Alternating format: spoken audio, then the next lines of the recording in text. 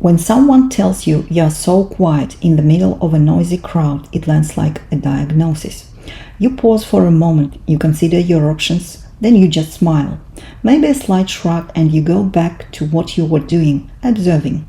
Because explaining yourself to someone who most likely isn't going to listen anyway is like translating poetry into a language that has no word for nuance. There's an entire psychology behind that silence, but most people don't see it because they are looking in the wrong place. They assume the quiet person is just an unopened loud one, that they need support, the right question, the right atmosphere, and they'll finally open up. This idea is so widespread and so wrong that it's become genuinely exhausting. Harvard psychologist Jerome Kagan studied infant temperament.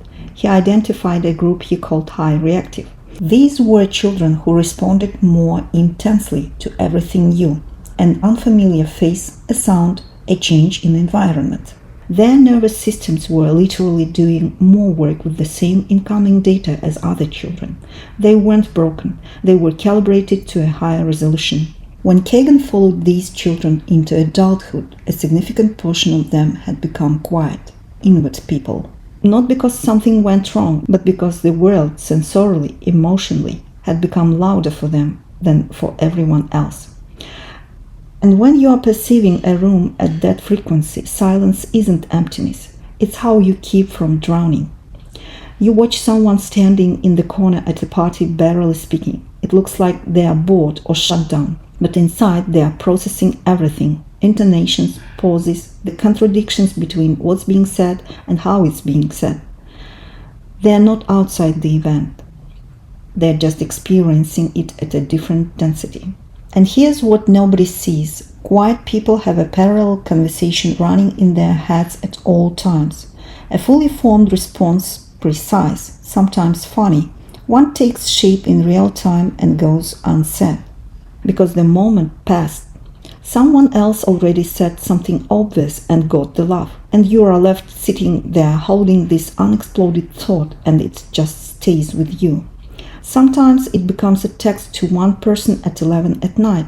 That person thinks you are a genius, but no one at the party ever heard you. That's a particular kind of loneliness. Being funny in invisible mode. Now, about what happens over time. Quiet people receive a certain message from childhood, not harsh, not cruel, polite. Report cards say should participate more in discussions. Parents worry in that careful way that still communicates something is wrong. Relatives at holidays fire questions like one of them will finally unlock you. The accumulated message after years of gentle correction sounds something like this. Your natural inner state is something that needs to be fixed. And so many quiet people stop being only quiet. They become private too. Those are different things. Quiet is about volume.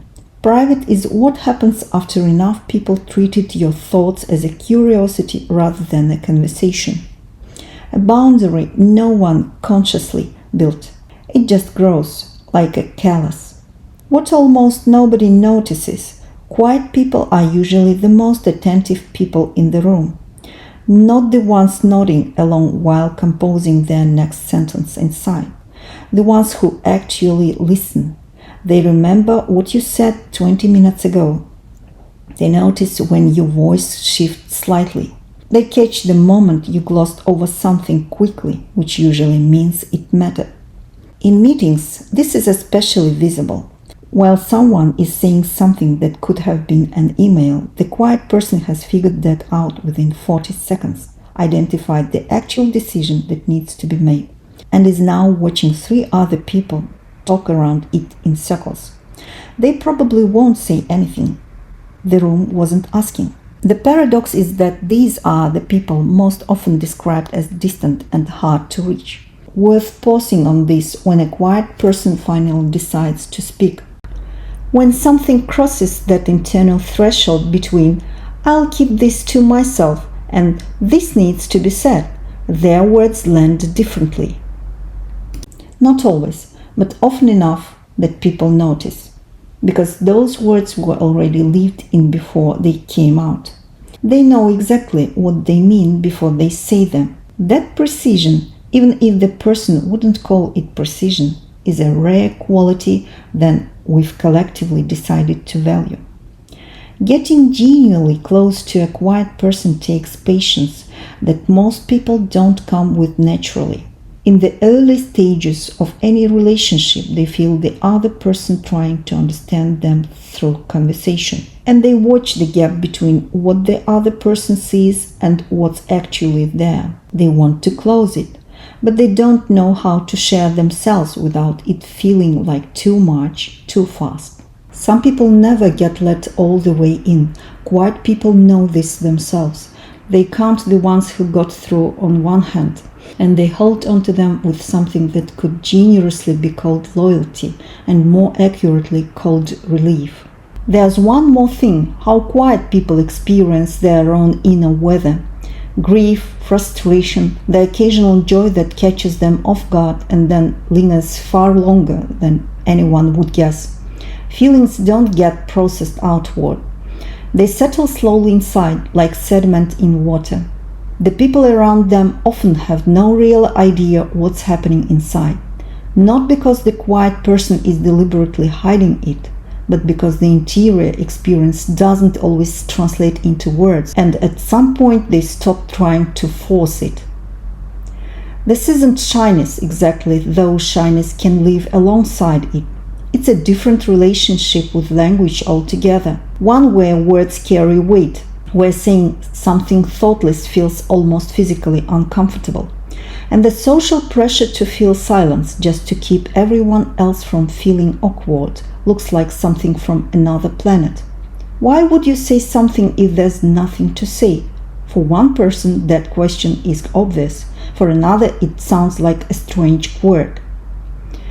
And that tells us something important. There are two ways of moving through social reality. We chose one of them as the default, with barely any discussion.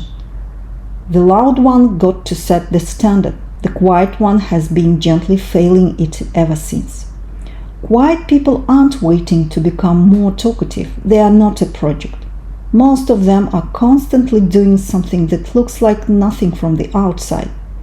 They carry full conversations inside themselves. They process the texture of their own experience with a level of attention that ordinary small talk simply cannot hold. And maybe that's what matters most.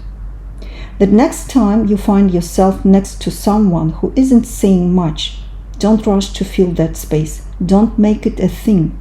Just sit in the silence for a moment. Feel what it's like. They'll notice. They always do.